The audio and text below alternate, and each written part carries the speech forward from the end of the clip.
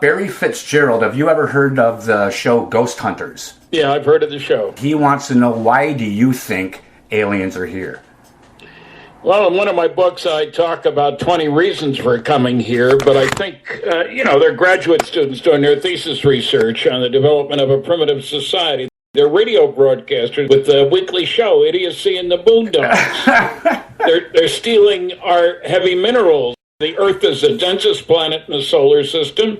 That means a cubic foot of Earth weighs more than a cubic foot of any of the other planets. That means there are more heavy metals, which are rare in the universe. I didn't know that. Wow. Some have weird properties, like uranium 100 years ago was used for a yellow coloring agent for tableware. That's illegal now, of course. Yes. But I think the primary reason is to quarantine us. Right.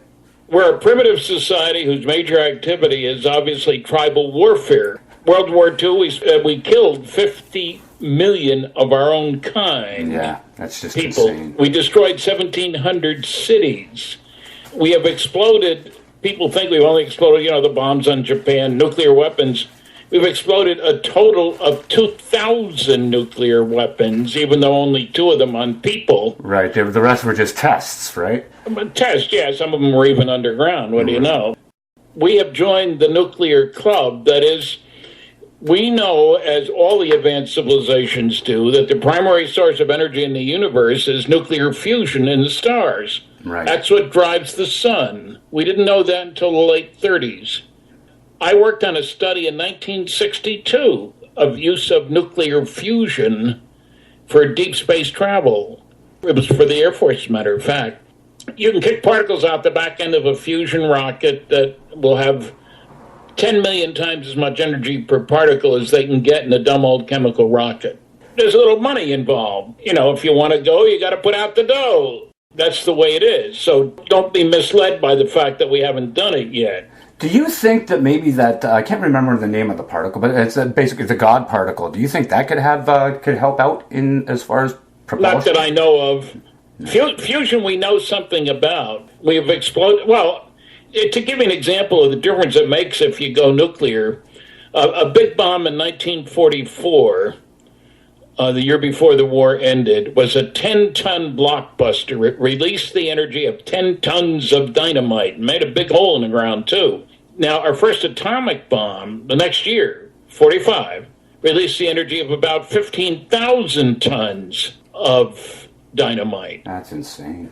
The first H-bomb released the energy of 10 million tons of TNT.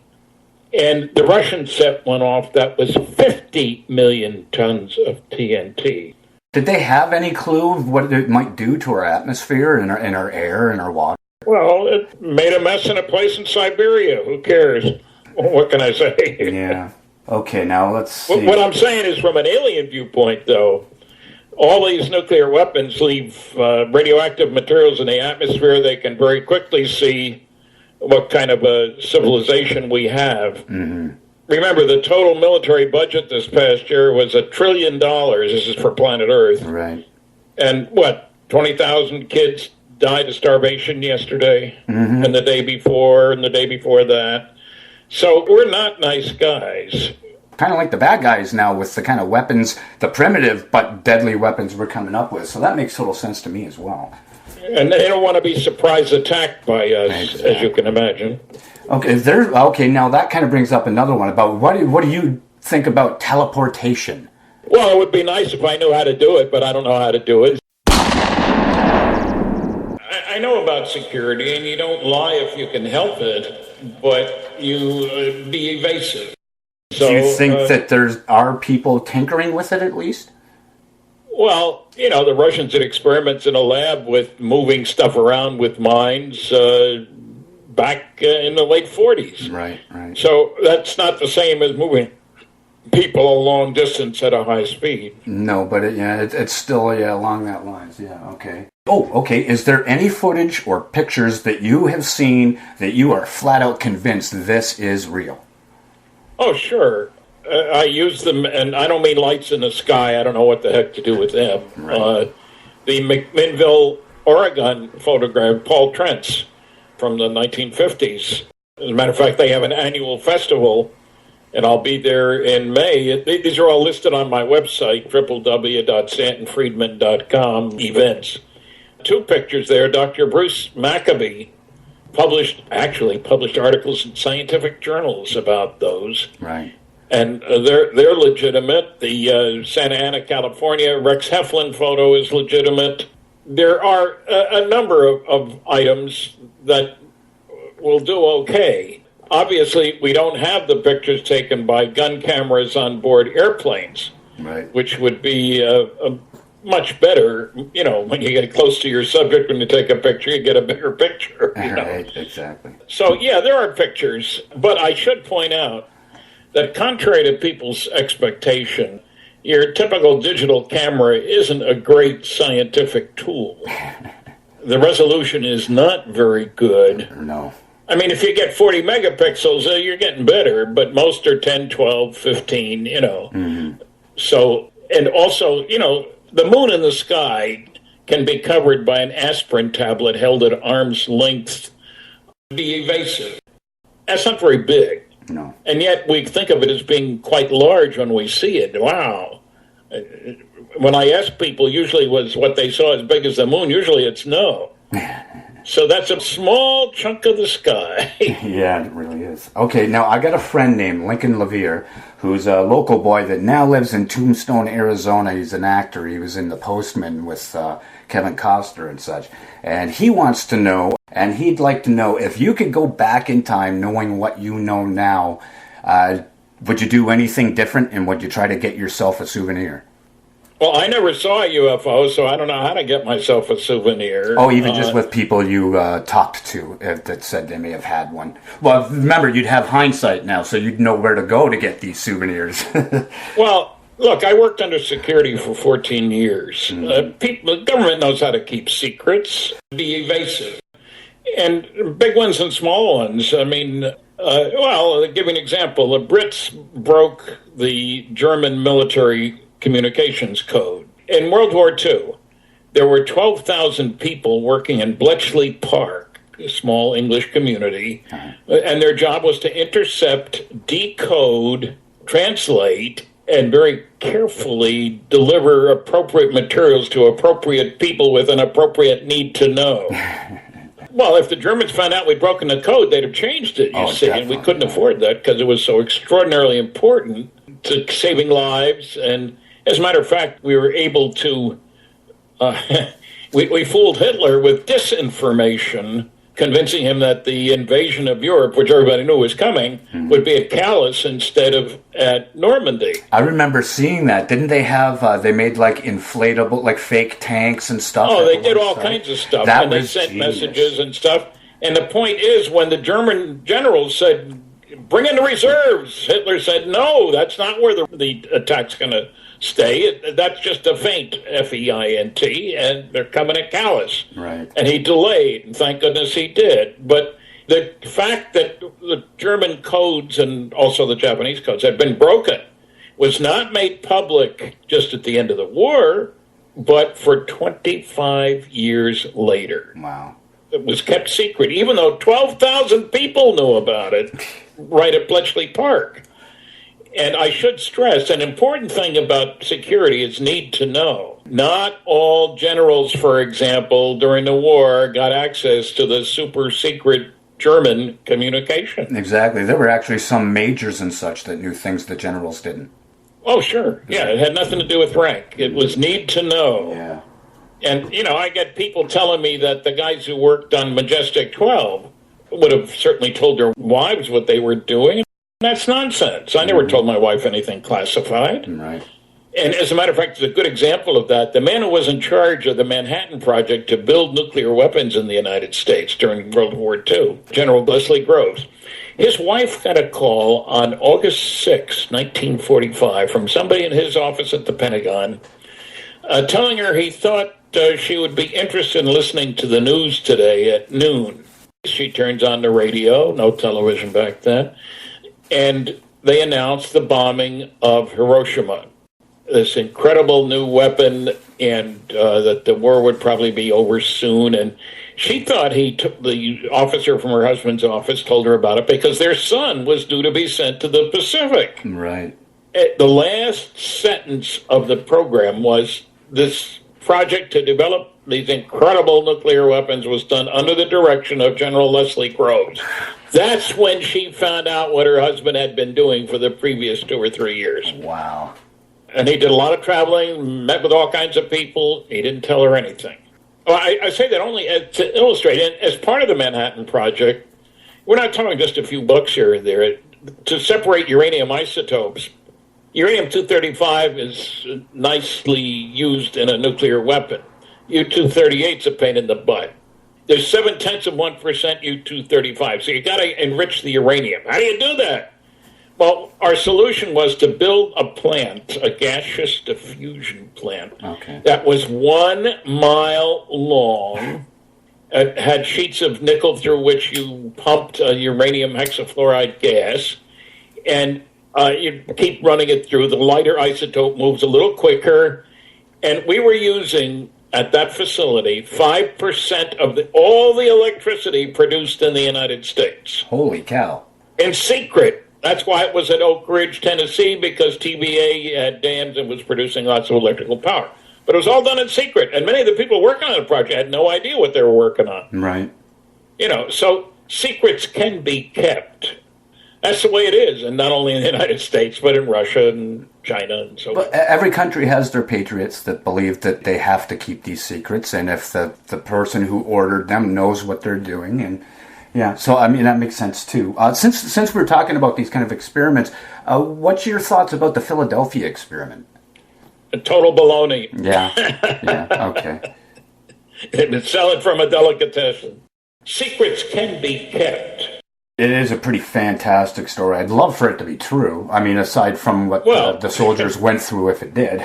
Yeah, we did a lot of checking on that many years ago, and there were a lot of liars. Even today, there's plenty of phony baloney stuff that gets spread all the time. I see it on television from time to time, right. as if it were true. Okay, so since we're talking about that, Jim Mount from Toronto would like to know, do you believe Bob Lazar's story? Maybe he knows that I don't, but when I first heard about that, because the claim was that Bob was a nuclear physicist, so people kept asking me about him, because I'm a nuclear physicist. And so I started to try to check. In particular, Bob said he had a master's degree in physics from the MIT and another one in electronics from Caltech. Mm-hmm. Now, those are the two top technical scientific institutions in the country, certainly among the best in the world. Right. And so I checked with 5 different people at MIT. They never heard of him. Same happened at Caltech. And I talked to Bob's high school. He finished in the bottom third of his high school class. Wow. He never would have been accepted at MIT. I got a call from his buddy asking what would it take to convince me. I said, how about copies of his diplomas? And several other things like that, listings and directories of, if you get a degree from MIT, you don't throw it away. Right. I was accepted there. I couldn't afford to go. Tuition was $950 a year. Now it's $27,000 something. Yeah, I know. Wow, eh? So the answer, and also he claimed that Los Alamos had 500 pounds of element 115. Wow. Right.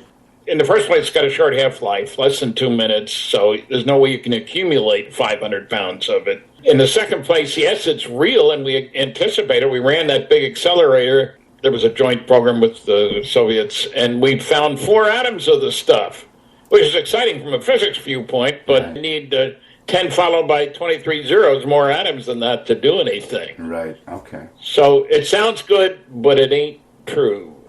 Billy Lawton from Romford, Maine wants to know, do you believe disclosure will happen soon, and what do you think it'll take to make everyone believe? Well, most people already accept reality. The problem is that most people think most other people don't, so they're afraid to talk about it. When I, at the end of my lectures, ask how many people believe that they have seen what I would consider to be a flying saucer. You're pretty much right. I think you pretty much answered that. Most people do believe, But a lot of other people, it's just because they're afraid of like stigma and speaking out and that kind Well, of yeah, when the polls show that, and I've had classrooms where 80% thought most people didn't believe in UFOs, and 80% of those kids did. And when I ask about the sightings, 10% raised their hand. When I asked how many of you reported what you saw, 90% put their hands down. Yeah. Okay, Stan Lee from Houston, Texas. I don't know if it's the Stan Lee or not, but he wants to know, I found this pretty funny and we can actually put a spin on it. Are humans real? Well, real what? Not very intelligent, I'd say. Well, the spin I would like to put on that be like, there's a lot of theories out there that at some point our natural evolution was interrupted and they think that UFOs and aliens may have come down and spliced our DNA. Well, I'm not saying we're not somebody's colony. Maybe a penal colony. They dumped all the bad boys and girls here, and that's why we're so nasty to each other. I think it's a combination, penal colony, and we're a TV show for them, yes. All right, if you could sit at a table with anyone living or dead and talk about UFOs and physics, who would it be? Oh, boy. The first names that come to mind are people who are dead, unfortunately. Yeah. I don't know. Probably not Stephen Hawking. No. And not many of the ancient academics and fossilized physicists of the world seem to feel that they can express an opinion without doing any homework at all. Don't bother me with the facts. My mind's made up. Yeah. Well, for example, Dr. Tyson, Neil deGrasse Tyson, head of the Hayden Planetarium in New York. Mm-hmm. He was the one who redid the Cosmos series. Right, that's right. I just started When he spoke at Penn State University, he said, the proof that governments can't keep secrets is how much we know about President Clinton's genitalia. Now, there's a clever remark. You know, he doesn't know anything about security, obviously. Yeah.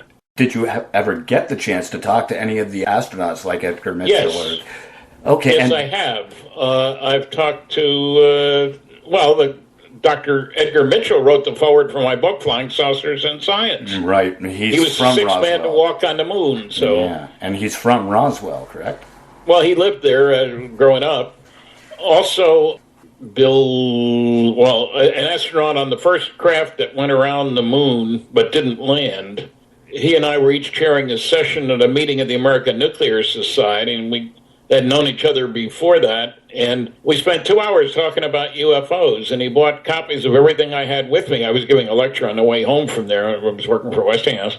And I asked him about the astronauts' sightings, because I'd heard about them, and, well, he didn't think there was anything that couldn't be explained after investigation, but he said it in such a way that I really thought that I had hit a security wall, and I wasn't going to push it. Be evasive. Well, you know, I know about security, and you don't lie if you can help it, but you be evasive, I'll put it that way. Mm-hmm.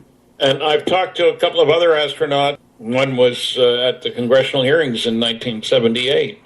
He gave testimony about a sighting he'd had when he was a pilot in Europe in the 50s. Wow. The astronauts are definitely interested. I've spoken at NASA Houston. Very good response. So, look, I've spoken to engineering societies, management clubs for people like Lockheed and McDonnell Douglas and stuff like that. They're all interested. You know, it's weird that people think that these people don't care. What do you think of ancient alien theory? Well, it depends on how you define it. Do I think that there have been past visitations? Yes, of course. Anybody who wants to read some good examples of that, look at Dr. Barry Downing's book on flying saucers in the Bible. Right. He goes through the Old and New Testaments and finds many examples. I mean, of course, they didn't use saucers back then, only cups or mugs. But fire and stuff like that was what they would call them, yeah. Yeah, but, you know, Ezekiel's wheel, the pillar of fire by night, the cloud by day. There are a whole bunch of these. And, of course, there's all that Renaissance artwork with things in the sky, and you say, where the heck did that, what's that doing there, you know? What do you think about the Bermuda Triangle? Do you think that's a legitimate phenomenon? There are ships that go down and planes that go down in that region of the water. Of course, this is true in many other places. Right. Secrets can be kept, and what we know is that there are an awful lot of people who go out on boats who aren't well prepared. They have a shallow road map from Florida, you know, and take their boat out. And the weather is subject to rapid changes in that area. Be evasive and may well be responsible for all kinds of crazy things happening. So, sightings occur all over the world. I'm more concerned about between 1951 and 56, 200 American military planes had fatal crashes. Right.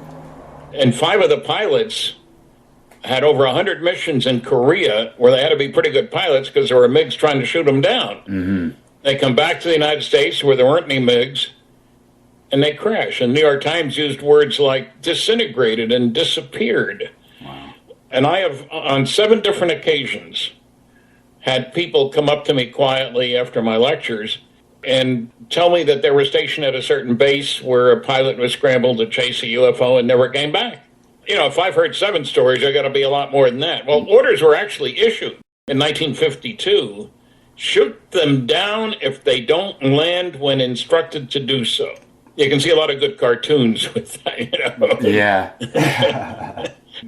Okay. And do you think that Germany had any crashes that Hitler may have been able to get his hands on? I don't think so. No. I would think not either, because a lot of he would people... have used it if he could figure out how they work. You would think he would have used it, yeah. Well, he was such a nice guy, he didn't want to hurt anybody. Apparently he was an animal lover, like that's supposed to make up for anything.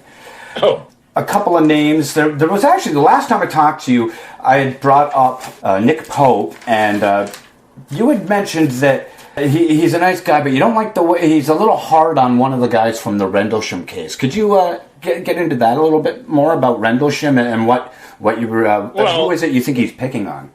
The guy, I'm picturing him in my mind, and the name isn't coming, but it'll come. He wrote a book with Larry Warren, Left at Eastgate, and he's from New York State. And Nick and he have differences of opinion, let's put it that way. They each have competing books. Right, okay. And Nick's a sharp guy. He worked for the Ministry of Defense in England, their UFO desk for like 3 years. And the problem you get into is that, judging by the United States anyway, most of the people involved in like Project Blue Book, which was supposedly the American establishment to deal with UFOs, and when it was closed, that ended everything. Mm-hmm. That sounds good, but you get Blue Book files, there's nothing above secret in them. And then we finally got a memo from the man whose memo closed Project Blue Book, General Carol Bolender, wrote the memo in October 1968. 69, I'm sorry. It was because of the University of Colorado study done, the Condon report at University of Colorado. Right. They recommended that Blue Book be closed because it wasn't contributing anything to intelligence or the military, which is true, frankly. Anyway, General Bolender, who was an engineer working on the Lunar Excursion Module program, was asked what should we do about Project Blue Book? So he wrote a memo, which we didn't see until 10 years later, in which he said that, moreover, reports of UFOs which could affect national security are made in accordance with JNAP, Joint Army Navy Air Force Publication 146, or Air Force Manual 55-11, and are not part of the Blue Book system, which is an extraordinary statement. 2 paragraphs later, he said in this memo that if we close Project Blue Book, the public won't have a place to report UFO sightings. However, as already noted, reports which could affect national security will continue to be investigated using the procedures set up for that purpose. Again, an extraordinary claim. Now, we got this 10 years later. I managed to locate General Bolender. I like looking for people who don't have common names. Don't ask me to find John Smith. I'm in trouble, And I talked to him on the phone. As far as I know, I'm the only one who has, and you can't now because he's dead. Or at least I don't know how to do that. And I said, it sounds to me like you're saying there are 2 separate channels of communication here. He said, yes. And I said, well, suppose a saucer goes down the runway at a Strategic Air Command base where nuclear weapons are stored. I said, I presume that's a report that could affect national security. By definition, you can't have people at places where nuclear weapons are stored. On the other hand, my wife and I go down the driveway and see a saucer flying by, that's no big deal, happens all the time. And he agreed. And this is important to Canada because Canada is joint ownership, if you will, with JNAP 146 and Air Force Manual 55-11. We have a joint Canadian-American Air Defense Command. Okay. And if pilots see something, there are instructions about what they should do. Now, obviously, I think reports which could affect national security are much more important to the government than ones that can't. Right. And as a further example of that, the National Security Agency, NSA, Mr. Snowden's group, and so forth. I was going to mention him, too. I know, that's what NSA stands for. Anyway, after court manipulations, we went through Freedom of Information and so forth, a group called Citizens Against UFO Secrecy. They finally, after much waiting, released 156 top-secret Umbra NSA UFO documents. The only trouble was that you could read one sentence per page. Right. I saw Everything that. else was whited out. You can get dozens of documents from the CIA, which are all blacked out. Sometimes you can read 6 words on a page. Wow. Yeah, that's nuts. Well, yeah, and you know what? Since you brought up Mr. Snowden, what's your opinion on what he has to say? Well, he hasn't said a lot about UFOs, and I can understand why he's staying out of the country, because he'd be put in a slammer immediately. He And isn't that in national itself security. insanity? I mean, yes, he... I understand you know that there's the need for security, but at least some of the things he brought up really did need to come out. Well, I'm not saying that isn't true. Look, when I was working on radiation shielding for nuclear airplanes, the guy in charge of security thought we'd find a magic paint, and you wouldn't have to add any shielding. You just put this on the reactor, and we'd all be protected. Well, so everything was much more classified than it had to be. Mm-hmm. So I'm not saying, everything that's classified should be classified. I am saying there is a legitimate need for security. Definitely, And that, for example, people pushing disclosure with a capital D don't seem to be ready to understand that if the United States government have learned important new technology from Roswell wreckage or Aztec wreckage, or maybe even from monitoring with aircraft instrumentation, new ways of detecting stuff flying in the atmosphere. If we have learned such stuff, why in the world should we put it on the table if the Russians and Chinese don't put what they have learned on the table? I mean, we've been playing this game of weapon, counter-weapon, counter-weapon for a long time. Mm-hmm. And the fact that there is a $1 trillion budget on the planet for things military tells you that there's a lot of investment in fancy technology to try to kill people. Yeah, there's a lot of money to be made. And you don't talk about it. No. And the penalties for breaking security are pretty severe. Death, life imprisonment, stuff like that. So that's the way the world is. So I don't think everything should be disclosed. I would be nice to see a statement made by, I like to talk about 2 highly trusted individuals around the world, the Queen of England and the Pope. How's that for an odd couple? What if they were to say that we have it on good authority that the planet's being visited by intelligently controlled extraterrestrial spacecraft? They are concerned about our activities, and there are going to be international meetings over the next few months dealing with the economic, religious, philosophical, and technological aspects of this. What would happen? right. I think church attendance would go up, mental hospital admissions would go up, the stock market would go down.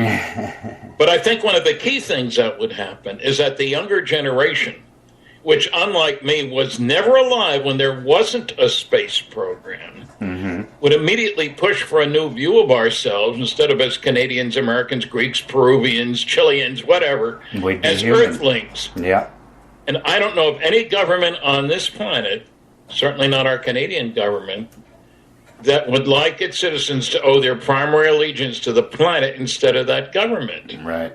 Nationalism is the only game in town. Mm-hmm. So every government has a vested interest in staying in power. People in power want to stay in power. That goes with it's part of the game, Yeah, it's all about control and wanting to stay there, and it is just silly. It would be very cool if they all could get together at the same table and go, hey, here's all the cards, to hell with it. This is what we should keep secret from civilians, You know, at least be open with each other at the very least, you know, and figure out what we can handle, what we can't, and get away from fossil fuels. That's my opinion on it. Anyway. Well, I've done a debate on UFOs. It's available at my website, www.stantonfriedman.com. It's called Are Flying Saucers Real?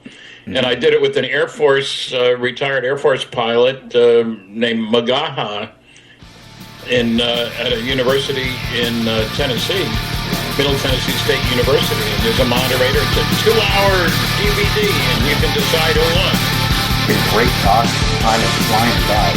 Okay, so make sure, people, anyone listening, go to www.stantonfriedman.com events to check out what's going on. Conspiracy Factor Theory. Secrets can be kept.